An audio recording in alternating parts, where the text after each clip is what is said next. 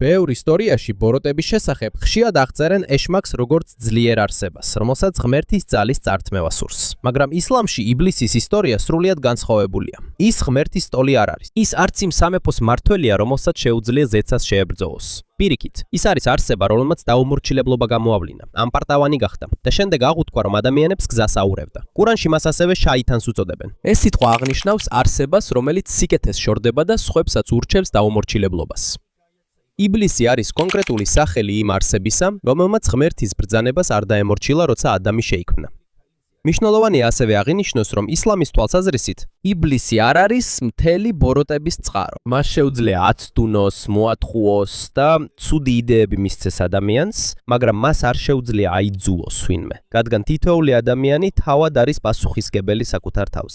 იბლისის თავარი მეთოდი არ არის პირდაპირი შეტევა. ამის ნაცვლად ის იყენებს ჩურჩულს, ცდუნებას და ნელ-ნელა დაყოლიებას. არაბულად ამას ვასვასა ეწოდება. ეს არის ფარული იდეები, რომლებიც ჩუმად აღწევს გონებაში და უბიძგებს ადამიანს ცოდვისკენ. ყურანის ბოლო ნაწილში აღწერილია ფარული და მაცდულებელი ჩამთურთულებელი, რომელიც ადამიანების გულში ჩურჩულებს. ეს შეიძლება მოდიოდეს ჯინებისგან, მაგრამ რა არის ჯინი? ისლამური ძმენ ჯინები არსებები არიან, რომლებიც ჩვეულებრივ ადამიანს არ შეუძლია დაინახოს. ისინი არც ანგელოზები არიან და არც ადამიანები, მაგრამ ადამიანების მსგავსად მათ აქვთ არჩევანის გაკეთების ულარი. შეუძლიათ დაემორჩილონ ღმერთს ან უარი თქვან.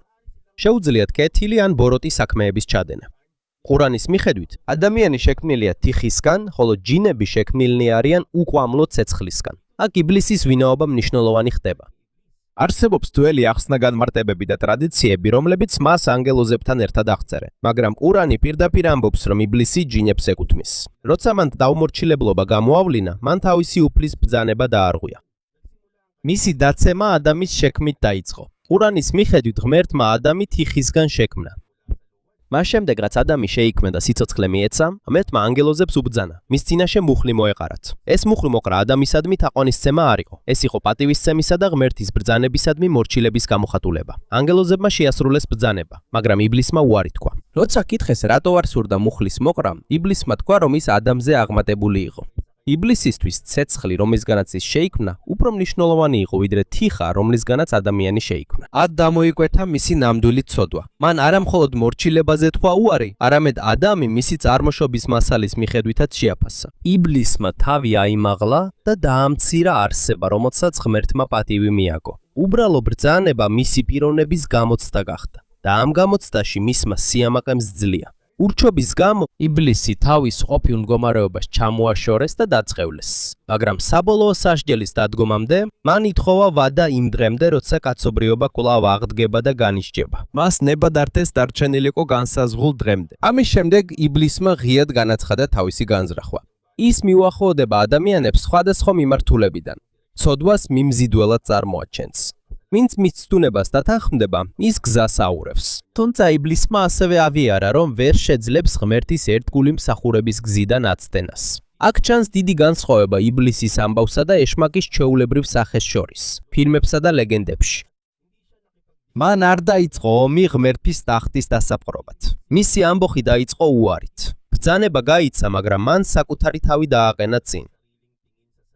ამპარტავლებიდან მოჰყვა შური, შურიდან კი დაიბადა მისი ბრაზი ადამისა და მისი შთამომავლების მიმართ. ამიტომ ისლამში იბლისის ამბავი მხოლოდ ბოროტ არსებაზე არ არის. ეს ასევე გაფრთხილებაა იმ თვისების შესახებ, რომელიც შეიძლება ნებისმიერ ადამიანში გაჩნდეს. როცა ადამიანი ფიქრობს, რომ სხვებზე მაღლა დგას თავისი წარმოშობის, სიმდიდრის, ძალაუფლების, ცოდნის ან სტატუსის გამო, ის იმეორებს იმავე შეცდომას, რომელმაც იბლისი დასცა. და იმ მომენტიდან, როცა მან უარი თქვა მუხლის მოყრაზე, დაიწყო ხანგრძლივი ბრძოლა, არა ორ თანაბარ ძალას შორის.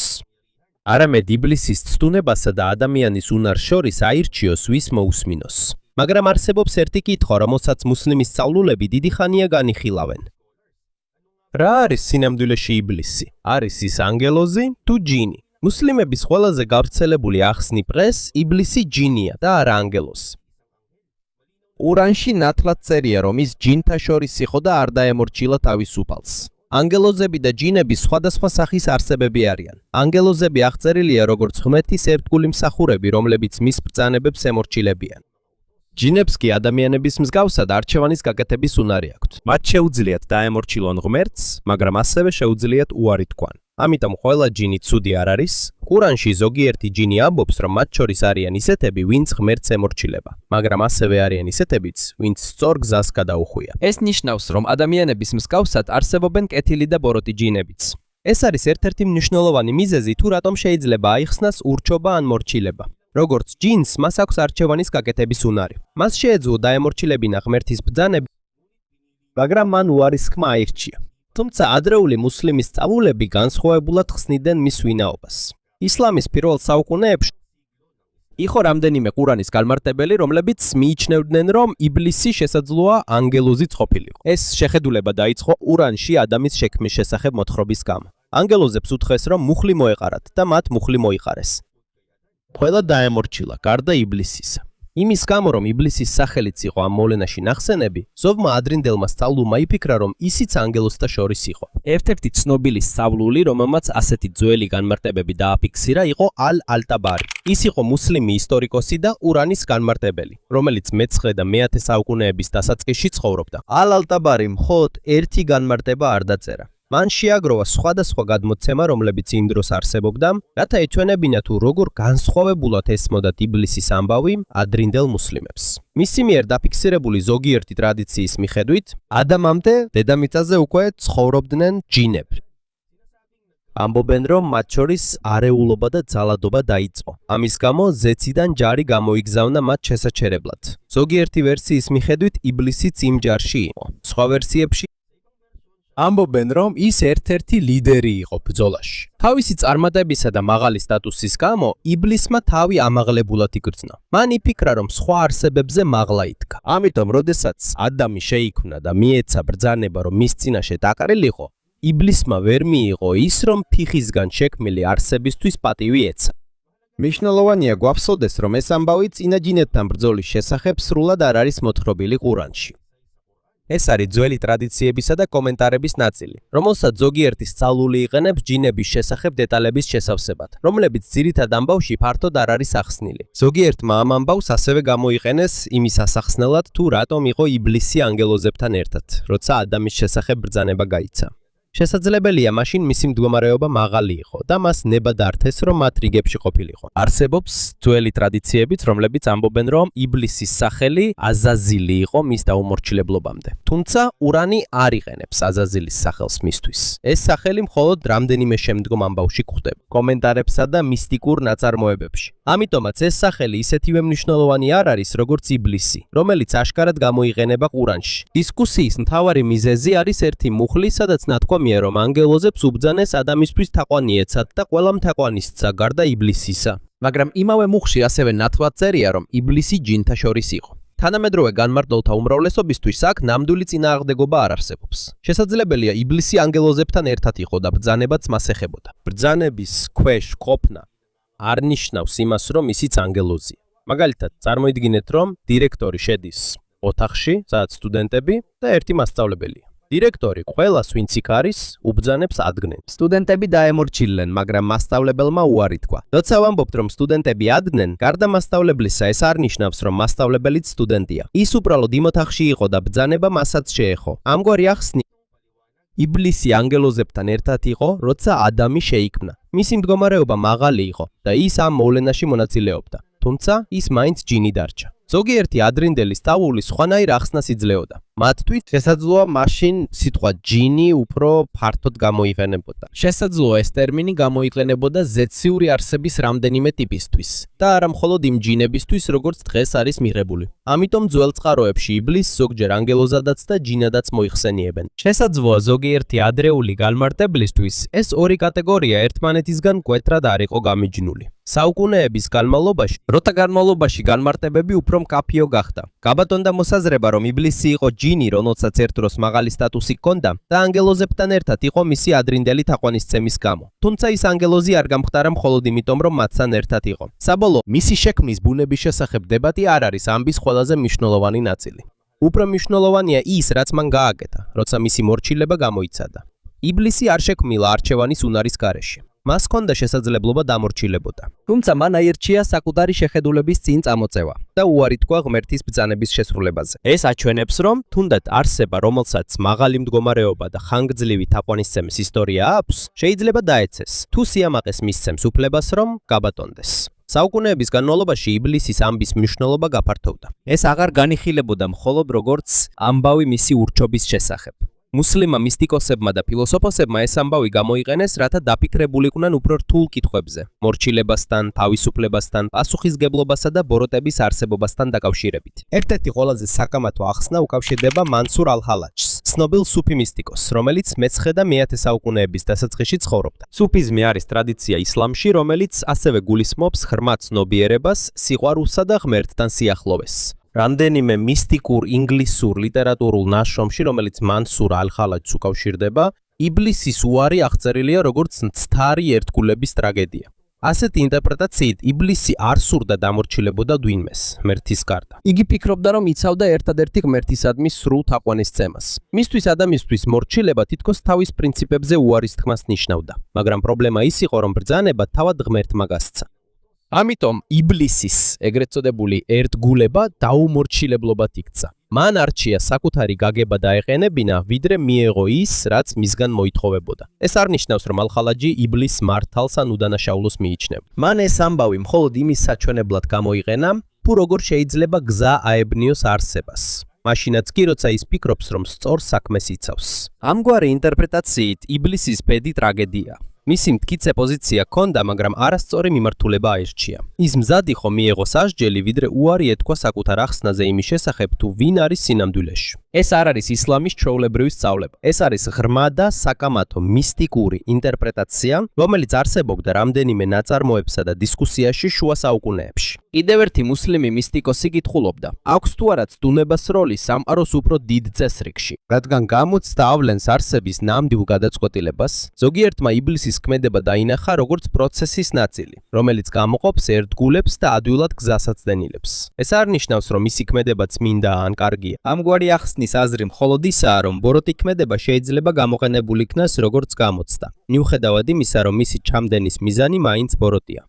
აქედან წარმოიშვა კიდევ უფრო დიდი კითხვა, რომელიც დიდი ხანია ისლამის ისტორიაში განხილვის საგანია. თუ არაფერი ხდება ღმერთის ძალისა და ცოდნის მიღმა, როგორ შეიძლება არსება იყოს პასუხისმგებელი თავის არასწორ ქმედებებზე? სხვადასხვა ჯგუფებმა და სააზროვნო სკოლებმა ამ კითხვას სხვადასხვა პასუხი გასცეს. არსებობენ თეოლოგები, რომლებმაც უზარმაზარი ყურადღება გაამახვილეს ღმერთის აბსოლუტურ ძალაუფლებაზე. მათთვის არ არსებობს მოვლენა, რომელიც შეიძლება ღმერთის ნებისა და ნებარქვის გარეშე მოხდეს. სხვები კი თავისუფალი არჩევანის მნიშვნელობას უსვამენ ხაზს. მათთვის აუცილებელია, რომ ადამიანს და ჯინს ჰქონდეთ ნამდვილი შესაძლებლობა მიიღონ გადაწყვეტილება, რათა ჯილდო და სასჯელი სამართლიანი იყოს. დროთა განმავლობაში ჩამოყალიბდა სხვადასხვა ახსნა, რათა ეს ორი იდეა ერთმანეთთან შეეთავსებინათ. ღმერთის ძალაუფლება სრულყოფილად რჩება, მაგრამ ეს არ აუქმებს არსების პასუხისგებლობას საკუთარ თავზე. მარტივად რომ ვთქვათ, ნებართვა რომ რაღაცა მოხდეს, არ ნიშნავს იმას, რომ ეს ბრძანებაა ამის გაკეთებას. მაგალითად, მასწავლებელს შეუძლია მისცეს სტუდენტს უფლება თავად აირჩიოს პასუხი გამოცდაზე. მასწავლებელმა შეიძლება იცოდეს, რომ სტუდენტი არასწორ პასუხს აირჩევს, მაგრამ ეს არ ნიშნავს, რომ მასწავლებელი ირჩევს მის ნაცვლად. ამგვარად, ბევრმა თეოლოგმა ასე ახსნა, თუ რატომ შეიძლება არსებობდეს ცდულება ისე, რომ ცდუნებულის პასუხისგებლობა არ ქრება. მაგრამ იბლისის ამბავი მხოლოდ ფილოსოფიისა და რელიგიის წიგნებში არ ცოცხლობს. ის ასევე შევიდა პოეზიაში, მუსიკაში, მოთხრობებსა და ლეგენდებში სხვადასხვა მუსლიმური თემის. ისლამის გავრცელებამდე არაბეთში პოეტებს უკვე ძალიან დიდი მნიშვნელობა ჰქონდათ. ისინი ინახავდნენ ტომების ისტორიას, აქებდნენ გმირებს, ამცირებდნენ მტრებს და ართობდნენ შეკრებებს. რადგან გამორჩეული პოეტის უნარები იშვიათი იყო, ადრე არსებობდა რწმენა, რომ შესაძლოა მათ მხოლოდად უხილავი შთამაგონებელი არსება. უხილავი არსება, რომელიც მას შთაგონებას აძლევს.